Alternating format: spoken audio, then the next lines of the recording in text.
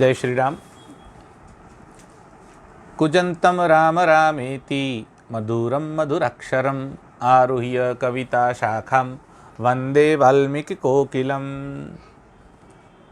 आप सबको शरद पूर्णिमा की ढेर सारी शुभकामनाएं। आज शरद पूर्णिमा तो है ही, साथ ही साथ महर्षि वाल्मीकि की जयंती है। हालांकि मीराबाई की जयंती भी आज ही है और कोजागर व्रत भी आज ही है। अभी हम आज न तो कोजागर का विचार करेंगे न मीराबाई का, अभी हमें विचार करना है वाल्मीकि का। भगवान वाल्मीकि हमारे यहाँ इतिहास पुरुष है। 3 महान इतिहासकार अथवा 3 आदि कवि हमारे यहाँ हुए। ये 3 कौन से हैं? एक है नलिनोद भव, एक है वल्मीकोद भव और एक है पुलिनोद भव। नलिनोद भव, नलिन कहते हैं कमल को, जिसका प्राकट्य कमल से हुआ वो है नलिनोद भव अर्थात ब्रह्मा जी। दूसरे हैं वल्मीकोद भव, ये वाल्मीकि से जिनका प्रादुर्भाव हुआ उनका नाम है वाल्मीकि। वाल्मीकि किसे कहते हैं आगे हम विचार करेंगे।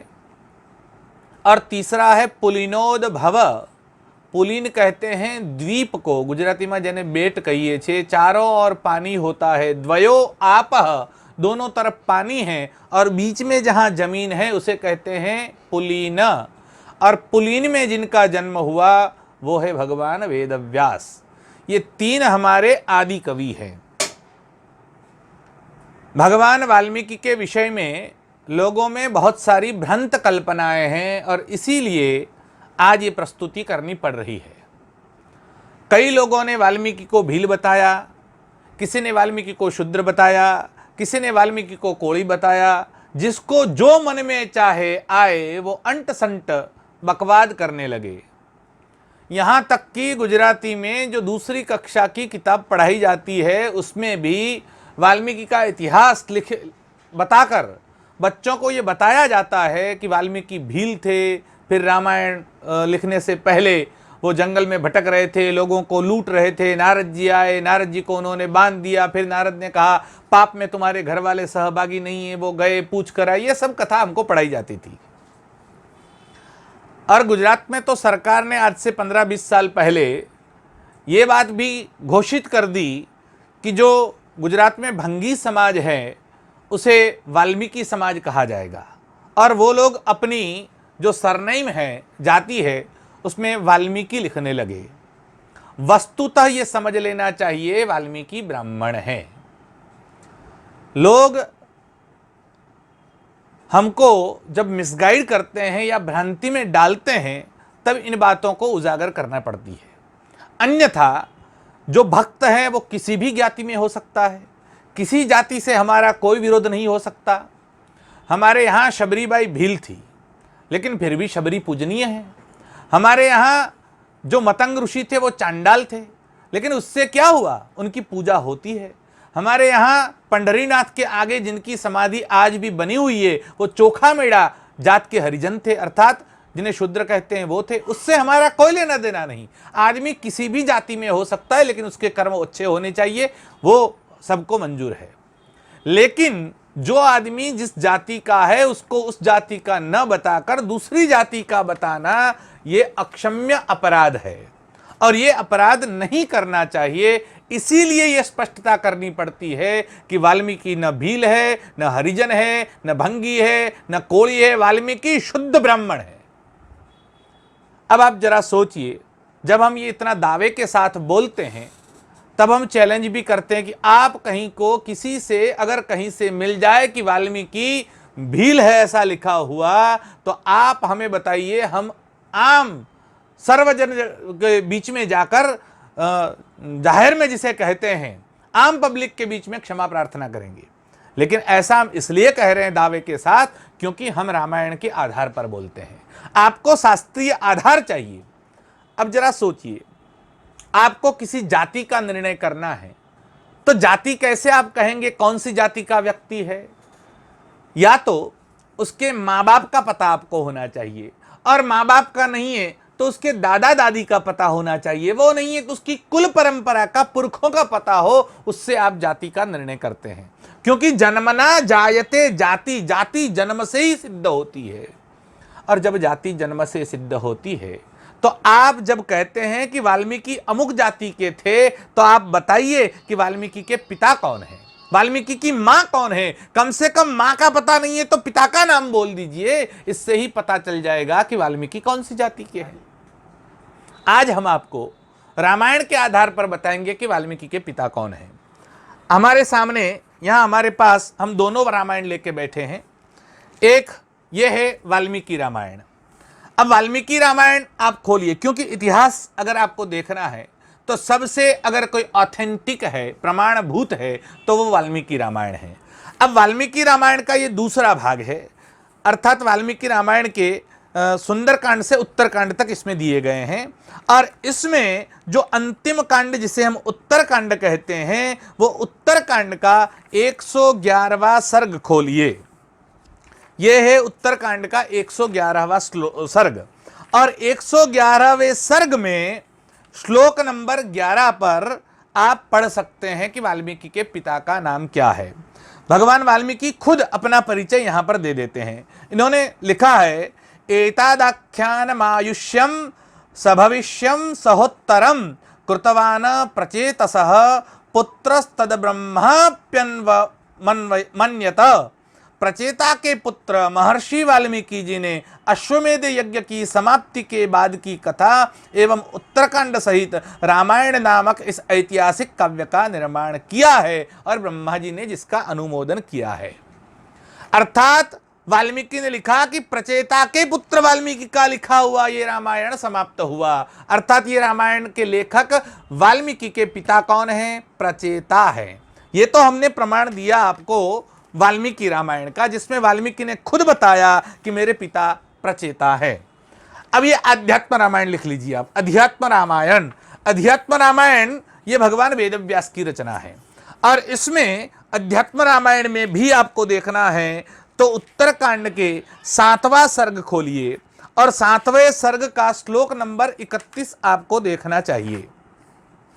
यह है 7वें सर्ग का 31वां श्लोक।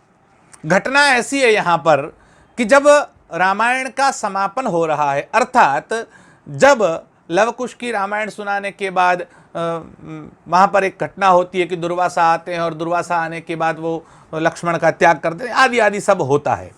और उस समय एक घटना ऐसी होती है कि ये लव और कुश किसके पुत्र हैं, ये प्रश्न उठता है, और उस प्रश्न का समाधान करने के लिए वाल्मीकि स्वयं आते हैं, और वाल्मीकि राम जी से वार्तालाप करते हैं। और राम जी से क्या कहते हैं, इस श्लोक में आप देखिए, अध्यात्म रामायण 7वें सर्ग का 31वां श्लोक। वहां पर वाल्मीकि बोलते हैं, सुतौ तु तव दुर्धर्षो तथ्यमे तद ब्रवीमेते प्रचेतसोहम दशमः पुत्रो रघुकुलोद्वहम। ये कहते हैं कि हे राम जी, ये दोनों आपके ही पुत्र हैं, यानी लव और कुश आपके पुत्र हैं, और ये बात मैं प्रचेता का पुत्र आपको सौगंध पूर्वक कहता हूं। जैसे आप किसी के सामने कहते हैं, और जब छाती ठोक के बोलना हो तो कहता है, मैं अपने बाप की औलाद हूं तो ये बात कहता हूं, मैं अपने बाप की सौगंध खाकर, जैसे आप अपने बाप की सौगंध खाते हैं या बाप के लिए छाती पीट कर बोलते हैं, उसी प्रकार भगवान वाल्मीकि बोलते हैं, मैं प्रचेता का पुत्र वाल्मीकि, क्योंकि प्रचेता ने कभी अपने जीवन में गलत काम नहीं किया, और न मैंने किया है, अर्थात मेरा वंश शुद्ध है। इस शुद्ध वंश का प्रचेता का पुत्र मैं आपको कहता हूं सौगंध पूर्वक, ये दोनों आपके पुत्र हैं। अर्थात अध्यात्म रामायण ने भी कहा कि वाल्मीकि के पिता का नाम प्रचेता है। ये दोनों प्रमाण हमने आपको दिए। अब आपको ये खोजना पड़ेगा कि प्रचेता कौन है, और आपको अगर प्रचेता का परिचय चाहिए तो आपको मनुस्मृति खोलनी पड़ेगी। यह है मनुस्मृति, और मनुस्मृति में आपको प्रथम अध्याय का 35वां श्लोक देखना पड़ेगा। और मनुस्मृति के प्रथम अध्याय के 35वें श्लोक में जो श्लोक आया है, उसमें ब्रह्मा जी के 10 मानस पुत्रों का वर्णन है। मरीचि मत्र अंगीरसौ पुलत्स्यम पुलहम ऋतम कृतुम प्रचेतसं वसिष्ठं च भृगुं नारदमेव च मरीचि अत्रि अंगिरस पुलह पुलत्स्य क्रतु भृगु नारद प्रचेता और वशिष्ठ, ये 10 ब्रह्मा के मानस पुत्र हैं। अर्थात प्रचेता किसके पुत्र हैं? वो ब्रह्मा के पुत्र हैं। ब्रह्मा के पुत्र हैं प्रचेता, और प्रचेता के पुत्र वाल्मीकि, अर्थात ब्रह्मा के पौत्र हैं वाल्मीकि, और ब्रह्मा जी वाल्मीकि के दादा हैं। अब जब ब्रह्मा जी के सगे पौत्र होने के बाद भी अगर कोई कहता है कि वाल्मीकि शूद्र है, भील है, कोड़ी है, भंगी है, हरिजन है, तो समझ लेना ये मूढ़ मूर्ख कभी इतिहास पढ़ा ही नहीं है जिंदगी में, और जिन्होंने इतिहास नहीं पढ़ा वे ही ऐसी बेवकूफ़ी कर सकते हैं। जिन्होंने इतिहास पढ़ा है वो वाल्मीकि के विषय में अंट संट नहीं बोल सकते। हाँ, पुराणों में एक चरित्र ऐसा आया है कि वाल्मीकि जन्मांतर में कई जन्म पहले व्याध थे, लेकिन इस जन्म में जब उन्होंने वाल्मीकि रामायण लिखी तब वो ब्रह्मा के पौत्र बनकर आए, प्रचेता के पुत्र हैं। इसलिए वाल्मीकि न व्याध है न भील है। हाँ, वो ब्राह्मण हैं, लेकिन ब्राह्मण होते हुए भी तप करने के लिए गए, भीलों के साथ रहे, और भीलों के साथ रहने के बाद लोगों को ये भ्रांति हुई कि ये भील हो सकता है, और किसी वार्ताकार ने इस बात को ठूस दिया। इतिहास को देखे बिना, रामायण को देखे बिना, महाभारत को देखे बिना, पुराणों को देखे बिना अपनी मनमाने ढंग से ये बात चलाई गई, और लोग आज भी उसी बात को मानते हैं। ऐसी कई बातें हैं जो लोगों में भ्रांत कल्पनाएं खड़ी करती है। इसलिए दावे के साथ अगर आप किसी को कोई कहता है कि वाल्मीकि ब्राह्मण नहीं थे, तो उसके सामने आप शर्त लगा सकते हैं कि वाल्मीकि ब्राह्मण ही थे। इस बात की स्पष्टता आज हमें करनी थी।